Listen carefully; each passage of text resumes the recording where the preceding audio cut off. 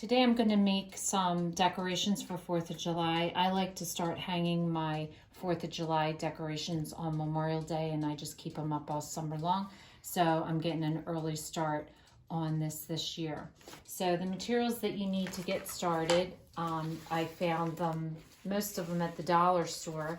I found these wooden stars, and I'm going to again use a gift bag.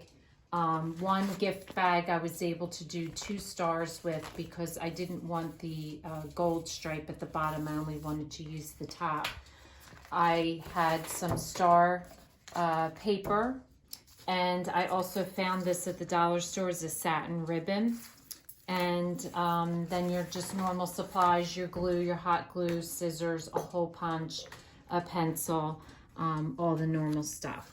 So the first thing you want to do to get started, like with all my crafts, is to make yourself a stencil. And for this, I chose to do the red and white stripe a little bit larger than my stars. And you want to think about where you want your ribbon to go across. You don't want your ribbon at a point because that will be difficult to do, whereas you also don't want it down here. So you want to plan out your ribbon so that you have a straight space to work on, because that'll make it easier to put your ribbon on. So just decide yourself where you want to place this.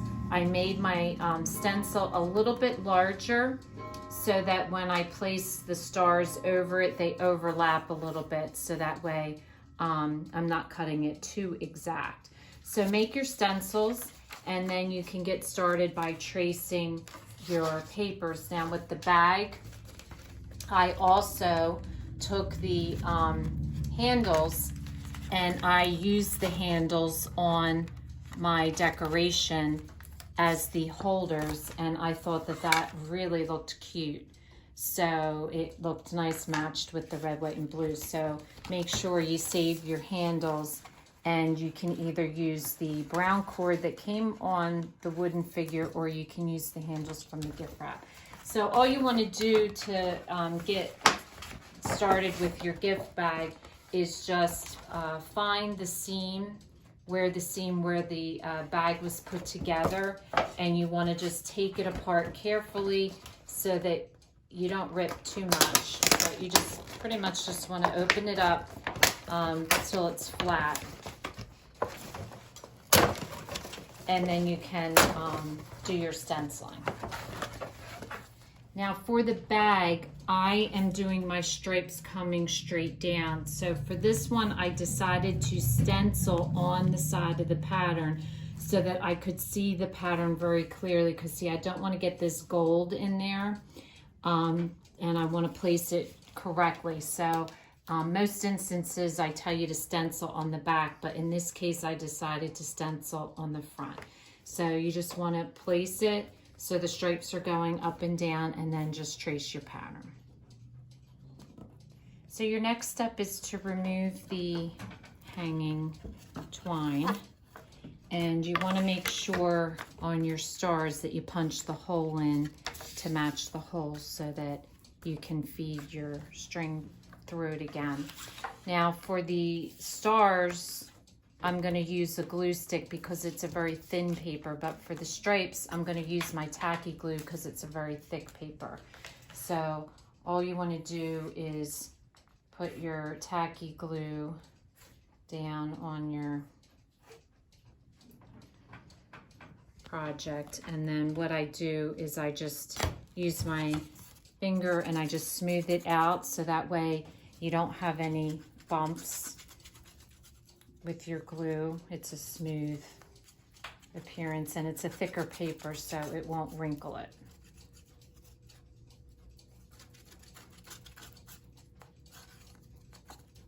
So just smooth it all out, and then put your stripes down. And then you're just going to use your glue stick to glue the top part.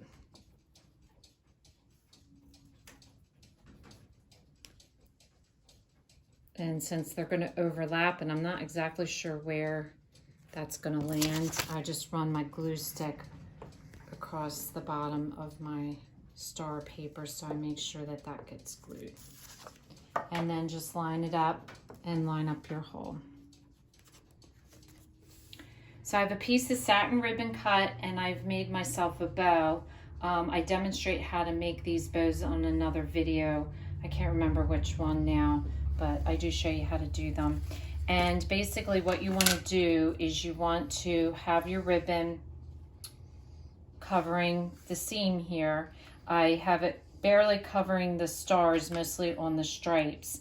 And you want to not glue on the front, because if you put hot glue or regular glue on this ribbon, it's going to make it look weird. So all your gluing is going to occur on the back. So I angle my ribbon so that when I bend it over, the ribbon is going to be covered. And you basically just want to hold it on the front to make sure that you have the right position. And I'm just going to cut this off a little bit. So position where you want your ribbon to go on the front, and then hold it firmly in your hand, and then run a strip of glue, and you're just going to fold it over like this, so that way it's covered. So I'm just going to take my glue gun, run a strip of glue, push my ribbon down so that it's secured. So once it's secured on one end, then all you're going to do is just pull it tight across to the other side, and you're going to fold it down. So once I have my ribbon long enough that I can make a trim cut once I get to the other side. So just pull it as tight as you can, and I'm going to trim this ribbon, and I'm going to trim that point so that when I hot glue it, it's glued onto the back.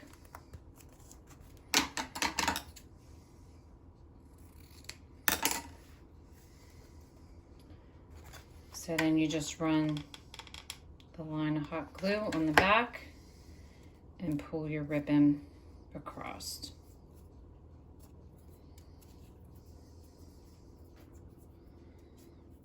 So that's what your back should look like once it's been glued down, so that way you don't see it. So the next step is to glue your bow on, and that you can use hot glue for, because you're just going to put it down. So just stick it right in the middle. And then the only thing left to do is to put your top piece on.